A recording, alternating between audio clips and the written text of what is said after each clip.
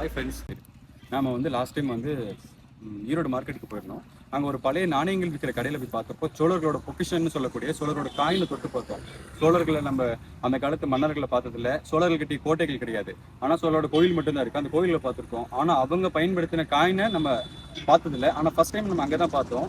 அது எனக்குள்ள 1000 சிந்தனைகளை கொடுத்துச்சு, எனக்கு நிறைய தேடல்களை கொடுத்துச்சு. அந்த தேடலோட வெளிப்பாடு தான் இன்னைக்கு நம்ம நிற்கிற இடம். இது பார்த்தீங்கன்னா அரச்சலூர். இங்கே என்ன இருக்குன்னு ஸ்பெஷலாக கேட்டிங்கன்னா, அரச்சலூரில் பார்த்தீங்கன்னா இசை கல்வெட்டு இருக்குது. இந்த இசை கல்வெட்டு இங்கே இசை கல்வெட்டு மட்டும் கிடையாது, ஜெயினிசம் அதாவது சமணர்களோட படுகை இந்த இடத்துல இருக்குது. இந்த இடம் எங்கே இருக்குன்னு பார்த்தீங்கன்னா, ஈரோட்டில் இருந்து காங்கேயம் பரவலில் அரச்சலூர்ங்கிற ஒரு ஊரில் இருக்குது. ஈரோட்லேருந்து 20 கிலோமீட்டரில் இருக்குது, காங்கேயம்லேருந்து 25 கிலோமீட்டரில் இருக்குது. நம்மளோட தமிழர்களுடைய பெருமையை நம்ம அறிஞ்சுப்போம். நம் தமிழர்கள் 2000 வருடத்துக்கு முன்னாடியே இசையை பாறையில் எழுதிட்டு போயிருக்காங்கன்னு சொன்னால் நீங்கள் நம்புவீங்களா? அப்படி நம்ம பார்க்க போகிற கல்வெட்டு தான் உலக வரலாற்றில் முக்கியமான இடத்த பிடிச்சிருக்குன்னு சொன்னால் நீங்கள் நம்புவீங்களா? தமிழர்களோட இசை கலாச்சாரம் எவ்வளவு பழமையானதுன்னு இந்த கல்வெட்டு நமக்கு சொல்லுதான்னு வாங்க பார்க்கலாம். இந்த இடம் பார்த்தீங்கன்னா தமிழ்நாடு அரசின் தொல்லியல் துறையில் பதிவு செய்யப்பட்ட ஒரு முக்கியமான வரலாற்று சிறப்புமிக்க இடம். இப்போ நம்ம பார்க்க போயிட்டுருக்கிற இந்த இடம் பார்த்திங்கன்னா சிலப்பதிகாரம் காலத்துக்கு சமமானது. இன்னும் இப்படி மறைஞ்சிருக்கிற பல வரலாற்று பக்கங்களை தேடி நான் பயணிக்க தான் போகிறேன் மக்களே. இதெல்லாம் நான் ஏன் சொல்கிறேன்னா, நம்மளோட வரலாறு இன்னும் முழுமையாக நமக்கு சொல்லப்படலை. அதனால தான் இது எப்படியோ நம்ம அப்படியே ட்ராவல் பண்ணோம். சும்மா 1 கிலோமீட்டர் கிட்ட வந்திருப்போம். ஸோ அப்படியே போனால் லாஸ்ட்டில் அந்த இடம் இருக்காமா. ஸோ இங்கேருந்து நம்ம பார்த்தீங்கன்னா லெஃப்ட்டில் திரும்பிடும். அரச்சலூர் கல்வெட்டு அப்படிங்கிறது கவர்மெண்ட்டே வச்சுருக்கிறாங்க. நான் ஒரு அடியாக எடுத்து மேலே வச்சு போகிறப்போ தமிழர்கள் நாகரிகத்தின் உயர்ந்த நிலையை அடைஞ்சிருக்காங்க அப்படிங்கிறத எனக்கு தோண வைக்கிது மக்களே. அந்த மாதிரி இருக்குது இந்த இடம். இந்த பாறை கல்வெட்டு தமிழ்நாட்டோட மண்ணில் அமைஞ்சிருக்குங்கிறது நம்ம எல்லாருக்கும் ரொம்ப பெருமைப்பட வேண்டிய விஷயம் மக்களே. என்ன வளம் இல்லை இந்த திருநாட்டில் அப்படின்னு சொல்லுவாங்கள்ல, தமிழ்நாட்டில் எல்லாமே இருக்குது, அதுவும் நிறையா நல்லாவே இருக்குது. இந்த மாதிரி பல ரகசியங்கள் நம்ம தமிழ்நாட்டில் கொட்டி கிடக்கு. ஸோ இங்கேருந்து பார்த்தா இந்த இடம் ரொம்ப அமைதியாக இருக்குது.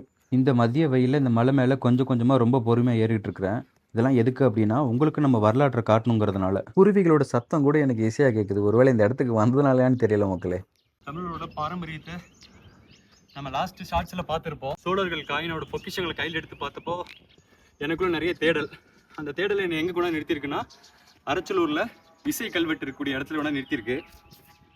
இந்த கல்வெட்டுக்கு வர்றதுக்கு நம்ம ரொம்ப சிரமப்பட்டோம். நான் உங்ககிட்ட மன்னிப்பு கேட்டுக்கிறேன் மக்களே. இந்த கல்வெட்டு எங்கே இருக்குது அப்படிங்கிற லொக்கேஷனை சொல்ல போகிறதில்ல. ஏன் இதை நான் சொல்ல போகிறதில்ல அப்படின்னா, இது பாரம்பரியமாக பாதுகாக்க வேண்டிய இடம். நம்ம தமிழர்களுடைய சமஸ்கிருத பிராமி கலப்பான ஒரு எழுத்து இங்கே பொறிக்கப்பட்டிருக்கு. இப்போ நம்ம 21ஆவது நூற்றாண்டில் வாழ்கிறோம். சுமார் 2வது நூற்றாண்டு சேர்ந்த ஒரு கல்வெட்டு இது இருக்குன்னா நம்ம எப்படி பேணி பாதுகாக்க வேண்டிய இடம் இது. ஸோ இதை துஷ்பிரயோகம் பண்ணாமல் பத்திரமா பார்த்துக்கணும். இங்கே இது காட்டுக்குள்ளே இருக்குங்கிறதுனால எந்த விலங்கையும் துன்புறுத்தக்கூடாது. அதுக்கப்புறம் ஸ்பெஷல் பெர்மிஷன் வாங்கிட்டு தான் வரணும். எடுத்த ஃபோட்டோஸை வச்சு உங்களுக்கு நான் ஒரு வீடியோவாக காட்டுறேன். அது எப்படின்னு ஃபுல்லாக பாருங்கள். நம்ம தமிழர்களோட வரலாற்று சான்று எந்த அளவுக்கு நம்ம ரொம்ப மேன்மையானவர்கள், ரொம்ப அறிவு அதிகம் உள்ளவர்கள் அல்லது சிந்தனையாளர்கள்ங்கிறத நம்ம தெரிஞ்சுக்கலாம். ஸோ இப்போ நான் போய் அந்த ஃபோட்டோஸ் எடுக்கிறேன். ஏன்னா ஃபாரஸ்ட் ஆஃபீஸர்ஸ் வீடியோ எடுக்க அலோவ் பண்ணலை. ஸோ வாங்க பார்ப்போம் மக்களே. உங்களுக்காக நான் இப்போ எடுக்க போகிற இந்த ஃபோட்டோஸ் எல்லாத்தையும் ஏஐயை யூஸ் பண்ணி வீடியோவாக எடிட் பண்ணி தரேன். நீங்கள் உங்களோட சப்போர்ட்டை எனக்கு கொடுத்தீங்கன்னா, அதாவது எதுனா நான் சொல்கிறேன்னா, சப்ஸ்கிரைப் பண்ணுங்கள், லைக் பண்ணுங்கள். ஸோ இதை மாதிரி இன்னும் நான் நிறையா தேடுறதுக்கு எனக்கு அது ஒரு உந்துதலாக இருக்கும். இந்த மலை மாதிரி நீங்களும் அமைதியாக இவ்வளோ நேரம் பார்த்ததுக்கு நன்றி. ஸோ வாங்க நம்ம அந்த கல்வெட்டை பார்க்கலாம். நம்ம தேடி வந்த கல்வெட்டு கிடச்சிருச்சு மக்களே. இந்த இடத்துக்கு நம்ம ரொம்ப கஷ்டப்பட்டு வந்திருக்கிறோம். ஆனால் அது பார்த்திங்கன்னா இந்த மாதிரி ஆரம்பத்தில் இருந்த மாதிரி இல்லை. ஸோ தா தை தா தை, இது இப்படியும் இருக்கும் இப்படியும் இருக்கும். இது இப்போது நாளடைவில் இந்த பாறைகள் செதலம் அடைஞ்சிருச்சு அரிப்பின் காரணமாக. தா தை தா, அது உங்களுக்கு இதில் பார்த்தா சரியாக தெரியாது. நான் உங்களுக்கு ஃபோட்டோஸாக ஷோ பண்ணுறேன். இந்த கல்வெட்டு நல்லா உத்து பார்த்தா பிரமிப்பாக இருக்குது மக்களே. பிரமிப்பு தருது நமக்கு. இந்த கல்வெட்டில் காணப்படுற அமைப்பு ஒரு இசை கல்வெட்டோட அமைப்பு மட்டும் கிடையாது. இது அறிவியலோட அணுகுமுறையை நம்ம எப்படி பயன்படுத்தணும் அப்படிங்கிறதும் காட்டுது. ஏன்னா இன்றைக்கி நம்ம சொல்லக்கூடிய சா ரி கா ம பா, அதோட முன்னாடி எடிஷன் அல்லது முன்னாடி வெர்ஷன் சொல்லுவாங்க இல்லையா, தா தை தா. இதை நான் உங்களுக்கு ஃபோட்டோஸ் எடுத்துருக்கேன். ஸோ அதில் காட்டுறேன், அது எப்படி இருக்குன்னு பாருங்கள். மேலேருந்து கீழே தா தை தா தை தான்னு இருக்கும். அதே மாதிரி இந்த பக்கம் ரைட் சைட்லேருந்து லெஃப்ட் சைட்லேயும் பார்த்தீங்கன்னா தா தை தா தை தா அப்படின்னு இருக்கும். இது பார்த்தீங்கன்னா நம்மளால் படிக்க முடியாது. இப்போ நீங்கள் பார்க்குற அமைப்பு பார்த்தீங்கன்னா நம்மளோட தமிழ் எழுத்துக்களில் வச்சு பண்ணது. இது சமணர் காலத்து தமிழ் எழுத்தோ கூட பிராமி எழுத்து கலந்த ஒரு கல்வெட்டு இந்த பகுதியில் இருக்குது. நீங்கள் அதை தான் பார்த்துக்கிட்டு இருக்கீங்க. ஸோ இந்த இடத்த பார்த்தீங்கன்னா 1960 டாக்டர் எபிகிராபிஸ்ட் ராஜு அப்படிங்கிறவர் கண்டுபிடிச்சிருக்காரு 1960லேயே. இது பக்கத்துல இன்னொரு கல்வெட்டு இருக்கு மக்களே. அது என்னன்னு பார்த்தீங்கன்னா எழுத்தும் பொணருந்தான் மணிய வணக்கன் தேவன் சாத்தன் என்ற ஒரு எழுத்து வந்து தமிழோட பிராமி எழுத்து இங்கே கல்வெட்டாக செதுக்கப்பட்டிருக்கு மக்களே. உங்களுக்கு காட்டும்னு நினச்சேன். இது எல்லாமே தமிழர்களோட வரலாற்று சொத்துன்னு தான் மக்களே சொல்லணும். இன்னொரு கல்வெட்டில் பார்த்தீங்கன்னா ஒரு வீரர் கம்போட் நிற்கிற மாதிரி பொறிக்கப்பட்டிருக்கு. அப்புறம் ஒரு குழந்தையோட அம்மா நிற்கிற மாதிரியும் இந்த இடத்துல இருக்கு. இது இல்லாமல் சில கல்வெட்டு கீறல்கள் இருக்கு மக்களே. இன்னைக்கு இருக்கிற இந்த நவீன நாகரிகத்தோட வாசனையே தெரியாம இந்த இடத்துலயும் மக்கள் வாழ்ந்திருப்பாங்க தானே.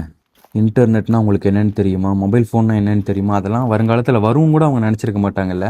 அப்படியே இந்த உலகத்தையே இந்த ஒரு ஃபோனுக்குள்ளே பார்த்துடலாம் அப்படிங்கிறத எதிர்கால சன்னதிகள் கொண்டு வருவாங்க கூட அவங்க நினச்சிருக்க மாட்டாங்க. அமைதியான வாழ்க்கையை அருமையாக வாழ்ந்திருப்பாங்க கரெக்டாக. நம்மளுடைய முன்னோர்கள் பார்த்திங்கன்னா நிறைய அறிவுசார் சொத்துக்களை நம்ம கொடுத்துருக்குறாங்க. வீரம், கல்வி, இதெல்லாம் வந்து பார்த்திங்கன்னா நீதி நாகரிகங்களுக்கு முன்னாடியே நமக்கு கிடைச்சிருக்குங்கிறது நம்மளோட பெருமை. ஆனால் அதை நம்ம இப்போ ஃபாலோ பண்ணுறோமா அப்படிங்கிறது ஒரு பெரிய $1 பில்லியன் கொஷின் தான் மக்களே. இந்த இடத்த பற்றி என்னோட ஒப்பீனியன் நீங்கள் கேட்டிங்கன்னா, ப்ராப்பராக இந்த இடத்துல ஒரு பாதுகாப்பு இல்லை. சில எழுத்துக்கள் இங்கேயே வந்து ஆல்ரெடி அழிஞ்சிருச்சு. அதுக்கப்புறம் பார்த்தீங்கன்னா இங்கே அவேர்னஸ் கம்மி. எப்படி வரணும் போகணுங்கிற அவேர்னஸ் ரொம்ப குறைவு. அதனால தான் அது இன்னும் ஜெம்மாகவே இருக்குது மக்களே. அப்படிங்கிறத சொல்லிவிட்டு அப்படியே அந்த பாறையில் பொறுமையாக கீழே இறங்குறேன். ஏறுறப்போ நல்லா ஏறிட்டேன், இறங்குறப்போ ரொம்ப சறுகலாக இருக்குது. ஸோ சிரமப்பட்டு தான் இறங்க வேண்டியதாக இருக்குது. பார்த்து பொறுமையாக இறங்கிட்டு இருக்கு மக்களே.